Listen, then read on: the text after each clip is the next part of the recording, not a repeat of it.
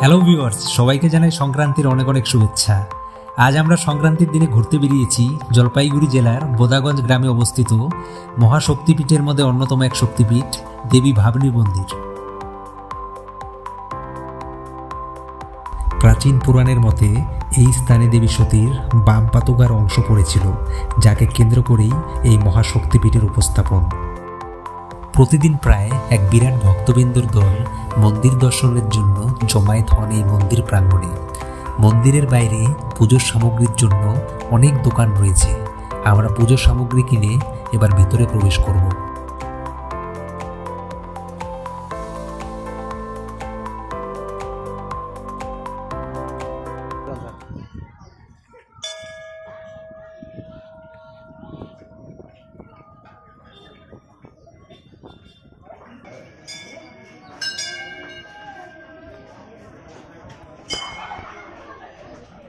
Finally বন্ধুরা, আমরা চলে আসলাম আমাদের ফাইনাল ডেস্টিনেশন ভাবনী দেবীর মন্দিরের ভেতরে। এবার আমরা মন্দিরের ভিতরে প্রবেশ করে আমাদের পুজো সম্পন্ন করব। তো আপনারা দেখতেই পাচ্ছেন ভক্তবৃন্দরা পুজো সম্পন্ন করে একে একে বাইরে বেরিয়ে যাচ্ছে এবং অনেকে মন্দিরে পুজো দেওয়ার জন্য লাইনে দাঁড়িয়ে আছে। এবার আমরা একে একে এগিয়ে যাব এবং আমাদের পুজো দেওয়ার জন্য লাইনে দাঁড়াবো। আমরা ক্যামেরা নিয়ে ভেতরে প্রবেশ করে গিয়েছি। তো আপনারা দেখতেই পাচ্ছেন আমরা মন্দিরের ভেতরে একদম। তো আপনাদের সামনে রয়েছে এই হলো মন্দির।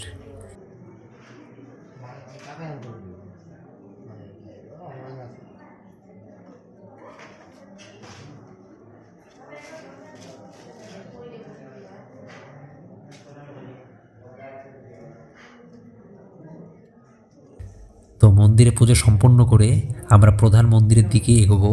তো এই ঘর থেকে সামনে একটু এগিয়ে গেলে পাশের ঘরেই আপনারা প্রধান মন্দিরে যেতে পারবেন। তো চলুন আমরা পুজো সম্পন্ন করে প্রধান মন্দিরের দিকে যাই।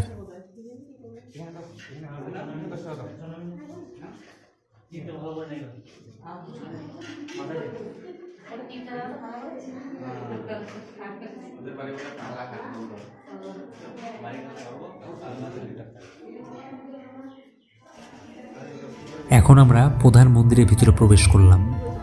আপনাদের এবার মহাশক্তিপীঠের দর্শন করাবো।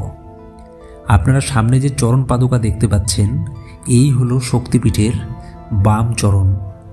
এই চরণকে কেন্দ্র করেই এই শক্তিপীঠের উপস্থাপন হয়েছিল। ভক্তবৃন্দরা এই পাদুকায় সিঁদুর স্পর্শ করে আশীর্বাদ স্বরূপ কপালে ঠেকায়। এই মন্দির আঙিনায় আপনারা এক অদ্ভুত জিনিস দেখতে পাবেন। ভালো করে লক্ষ্য করলে আপনারা দেখতে পাবেন দুটো আলাদা আলাদা দাঁড়িয়ে থাকা বট গাছ, কিন্তু তারা উপরের দিকে একটি প্রশাখায় যুক্ত।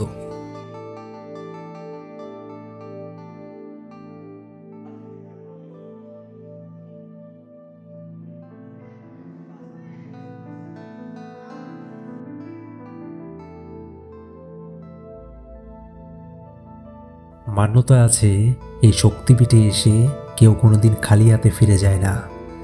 ভগবানের এই অপরূপ শক্তিপীঠের দর্শন করতে চলে আসুন জলপাইগুড়ি জেলার বোদাগঞ্জে অবস্থিত ভাবনী শক্তিপীঠে। ধন্যবাদ।